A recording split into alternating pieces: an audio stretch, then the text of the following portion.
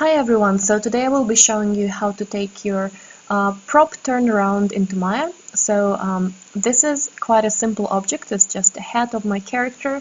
Haven't finished the turnarounds for her just yet, but I thought that I'd show you how I would go about creating this particular head. As you can see at the moment I'm just separating all the images so that I can use them in my views in Maya. So this is not a very complicated way of doing this. I've shown this one to you a couple of times.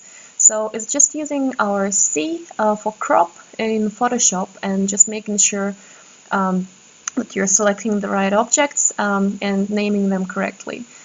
So not very hard. As you can see, I was thinking about how many sides I might need for this prop. At the moment I'm just importing the images. So I had to speed this video up quite a bit.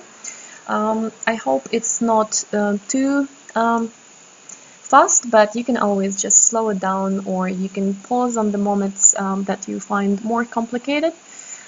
You will see that the shape of the object will change ever so slightly, so I don't want you to be worried about, trying to follow your turnarounds one-to-one, because there's always going to be something that's probably not going to work. As you can see, I also added wireframe on the pictures themselves, so that I sort of know what I'm going to do. And as usual, I just start with a cylinder because it's a perfect cylinder for the bottom of the head, and just getting rid of some of the faces that I won't be using. And from there, I will be just working with my extrusion as always, and just making sure that everything sort of looks well from different views.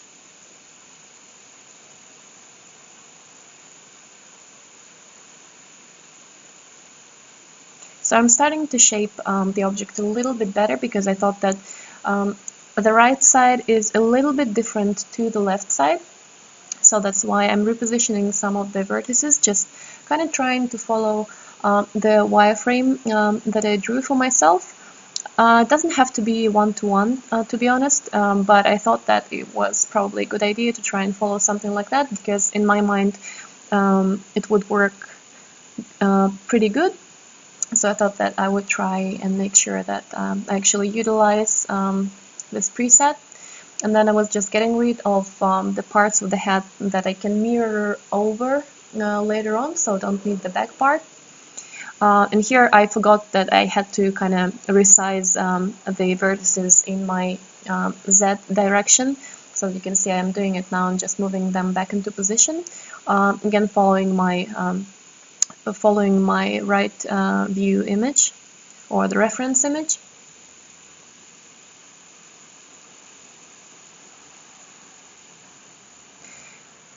So from there I was trying to figure out which direction to go in. So I'm deleting half of the object, because I decided that I will try and model the left side first, and then I will just reuse it for the right side and change the position of some vertices, just because it feels like the left side is more thought through. And so I'm just extruding those two edges at the moment. And originally I decided to add another edge, so you will see it right now. I'm going to extrude it one more, and then I will try and bring it over to my X0. So if you can take a look from the top view what's happening here. So I'm just going to reposition those vertices back where I thought they should be. And then I will probably just try and extrude one more time once everything is repositioned.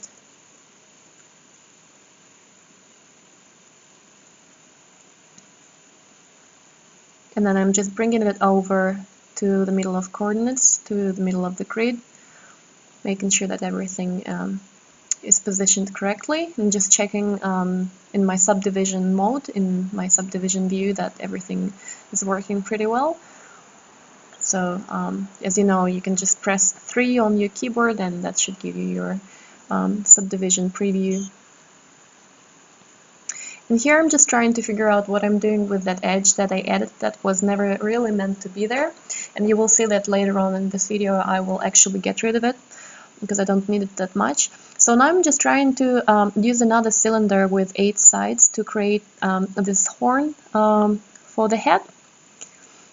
And I'm just shaping it, scaling it down, moving it into the position which makes sense.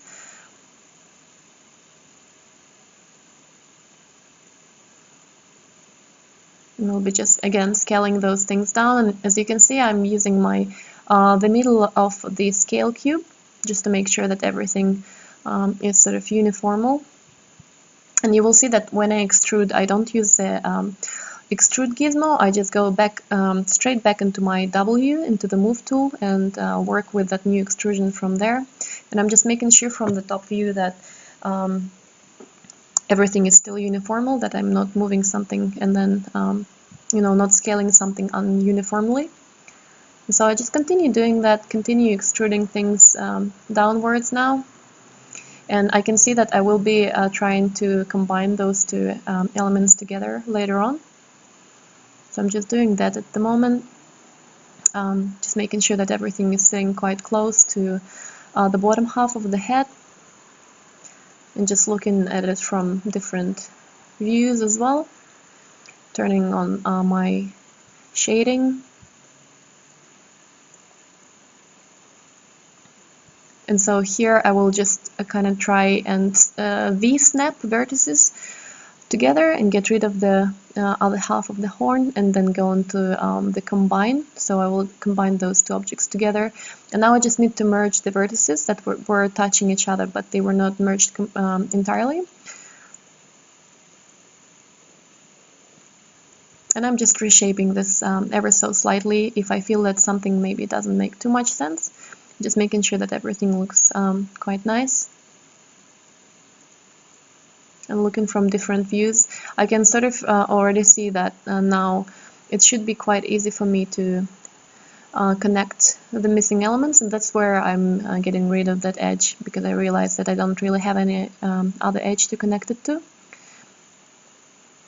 And so now that's pretty much most of the work done at this point. So I'm just going to mirror this across over to the right side and reshape the horn a little bit.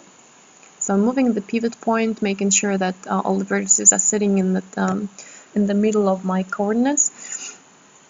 And I chose the wrong direction, so just making sure that the direction is right, and changing the mesh threshold distance, because otherwise it would try and connect elements together which I don't intend to have connected. And as you can see now, I'm just reshaping that right horn a little bit.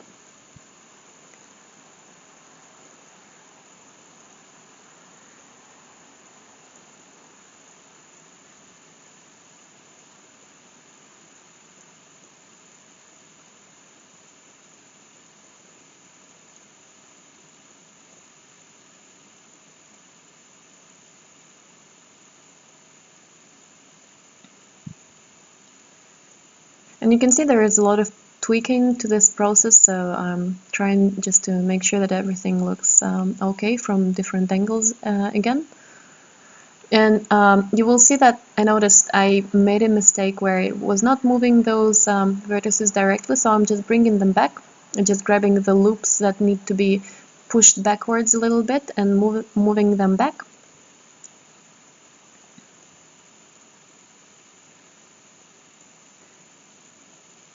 And now I just need to make sure that the vertices I just moved are actually sitting on that center line. So for this I will try and grab all of them. And I will use my X snap. So I'm just taking a look in the isolate select that I'm moving the right things. And with X snap, so with the grid snapping, I'm moving them around just to snap them back to that central line. And now we're ready to merge it. Mirror it across again, making sure that everything is connected, but nothing gets combined together that we didn't want. And now I'm just reshaping those horns a little bit, just giving them more volume, or sometimes reducing the volume a little bit. And this is coming just to my artistic kind of experience, and just I guess whatever I feel looks better in this particular case. Moving things around and just trying to make sure that the overall shape is still there and that the silhouette is holding up.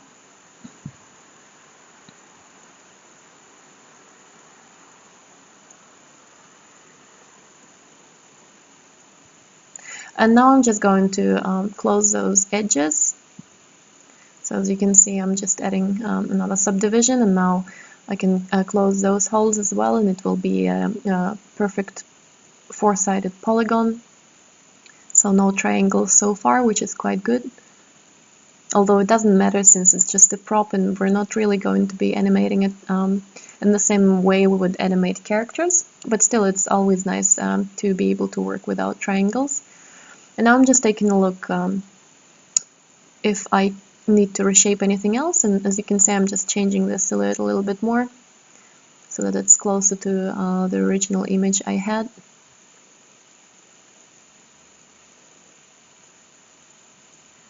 And now I'm going to add supporting edges where I didn't want to have any smoothing.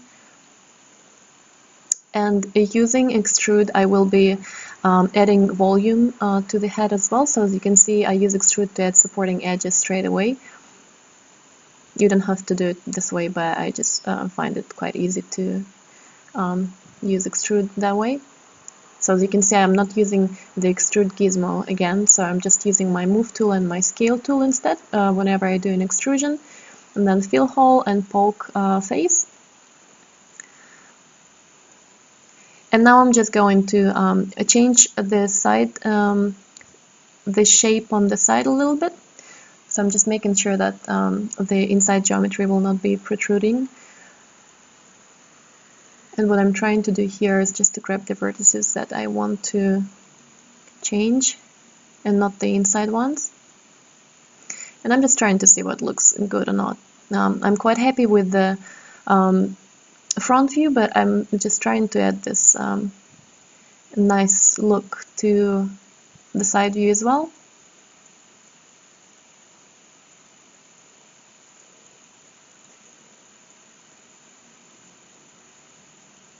And I seem to be more or less satisfied with the result now. So I'm just making sure that it looks quite okay from different angles. And I'm pretty happy now, and that's it.